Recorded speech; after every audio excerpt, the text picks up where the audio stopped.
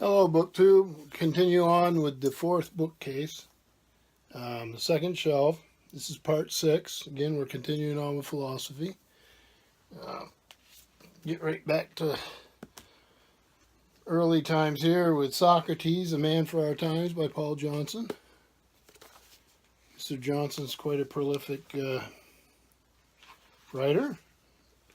Viking. And it was published in, let's see here if I can get the pages open, 2011. I've read quite a bit of Mr. Johnson stuff. Sometimes I like it, sometimes I'm okay with it. This was good. Good life of Socrates. I mean, you need to know about Socrates to know about Western thought. There's no way around it. Socrates is hailed as one of the greatest thinkers of all time and is often called the father of philosophy. Yet he left no writing of his own. So what we know of his life and ideas, we know from the works of his student Plato and other contemporaries. And what these accounts tell us is as important today as it was then. Socrates taught, indeed strove to embody, his credo that how each of us chooses to live and die has great meaning. So this is Mr. Johnson's contribution to that field of thought. It's good. It's good. Then we get to the closer contemporary of Socrates, one of his students, Plato. This is a Jowett translation, the works of Plato. It's a modern library book. The pages are turning yellow because they weren't printed on very good paper. Selected and edited by Erwin Edmund. Copyright 1928 by Simon & Schuster, and copyright was renewed in 56. Again, the paper on this is you can do. I mean, I like it because I remember the edition. You can do better. I think modern library book version now would probably be on better paper. I haven't seen it, but so that's what we have. What ones did they choose in here? The editor, by choosing, is making some decisions.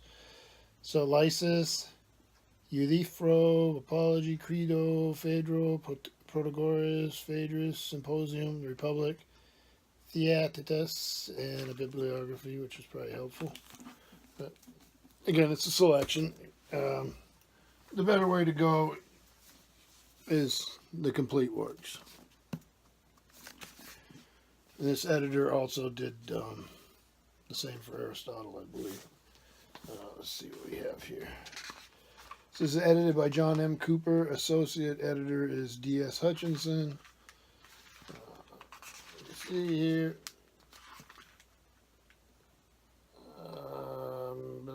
Hackett Publishing Company, Indianapolis and Cambridge.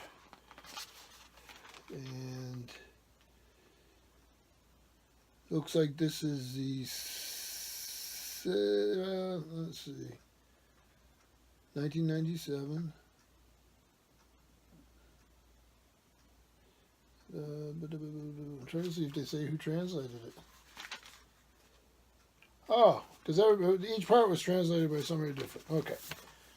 So, I'll try to give you an idea. So you have the translator listed with the section, the book they're doing. I'm not going to read them all, but you would before you decide if you're going to buy this. They have a couple in this that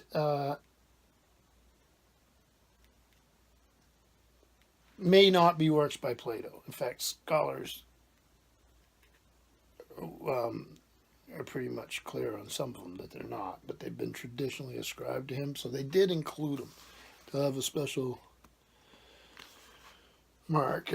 So you would want to know that too, and laid out really nice and easy to read. So this is Everything by the Great Man, or not so great man, depending on your opinion. Now, here is the famous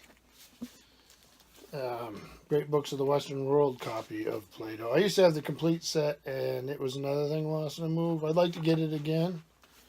I think if you were to make a list what books were in it, now it might differ. Well, it would differ. So Mortimer J. Adler was the associate editor. He left out a great amount of stuff as the Great Books of the Western World. So this is Dialogues of Plato, translated by Benjamin Jowett. And then at the end, the seventh letter is translated by J. Harward. William Benton, publisher, Encyclopedia Britannica Incorporated, Chicago, London, Toronto. And this would have been 1952. So, again, I like the great books. As I say, there's probably great swaths of literature that are left out. They're done in double column too. I'm not a huge fan of that, but it's all right. But it was edited, and it's a product of its time, just like something now that seems to us to be wonderful. 50, 60 years from now, they'll be, well, why'd they leave that out, or why did they include that? So you get just, it is what it is. This is a very different book. It doesn't have a Dutch jacket, because when I got it years ago, it came in the mail. I didn't do a lot of books by mail then, but I still don't do a ton. 2006, I got it brand new. And when the box was cut, it cut the dust jacket. It didn't bother me. That's why I remember it, 11 years later. Gardens of Philosophy, Ficino on Plato, by Arthur Farrandell. Shepherd and Walwyn, Publishers Limited. London, 2006. So, Ficino was a Florentine priest in the 15th century, and was the last of a long line of philosophers to reintroduce Plato's teachings into society as a living commitment, as opposed to abstract theory. So these are commentaries on Plato by a Renaissance priest, and a very famous thinker for that age. So in here, part one, summaries of the 25 dialogues of Plato, which includes Ficino's preface to his commentaries, discussions of the 12 letters of Plato, and appendices. This is somewhat specialized. If you find a copy and you've read Plato, I think you'd probably enjoy it. So, and I don't know how easy it is to find. Probably, it's not that old. This here is by Alexander Niemos, Essays on Plato and Socrates. It's called Virtues of Authenticity. And it's just what it says it is. It's a bunch of essays. Let's see. The publisher here. Princeton University Press, Princeton, New Jersey. And copyright 1999. This is a paperback version. So, some essays on Plato. I'll get into some different stuff. This is one of those Barnes & Noble paperback things. The Philosophy of History, G.W.F. Hegel, with an introduction by David A. Duquette. Actually a pretty nice cover. How much did this thing cost? $10 back when I got it. Now, let's see. So it's translated by J. Sibry, M.A., introduced by David A. Duquette, Ph.D. Introduction and suggested reading, copyright 2004, Barnes & Noble Books, originally published in 1840. Now this is Hegel's Philosophical History of the World, is a work that grows out of a genre in philosophy that looks at history as the development of human abilities and charts the progress of humankind through a series of epochs. For Hegel, history is centered largely on political developments and on the deeds of the great historical figures, such as Alexander the Great and Napoleon Bonaparte. Moreover, he shows that history exhibits real progress towards the ultimate goal of freedom, and that the modern period, the epoch in which he lived, brought this development to a culmination. We probably wouldn't agree with that anymore, on a whole bunch of levels. So, but anybody who's studied works by thinkers in that era, I mean, let's just say it's problematic. Primitive, savage. Anthropology is loaded with it. I mean, you can read it in history too. So, but Hegel's an important thinker, and if you get to that stage where you're interested in reading some of these things, it was a good, inexpensive reprint. Next one's an odd volume. I have not read this. I just picked it up a little while ago. The Dust Jackets. It could be worse, I guess. This was some. Let's see who published this.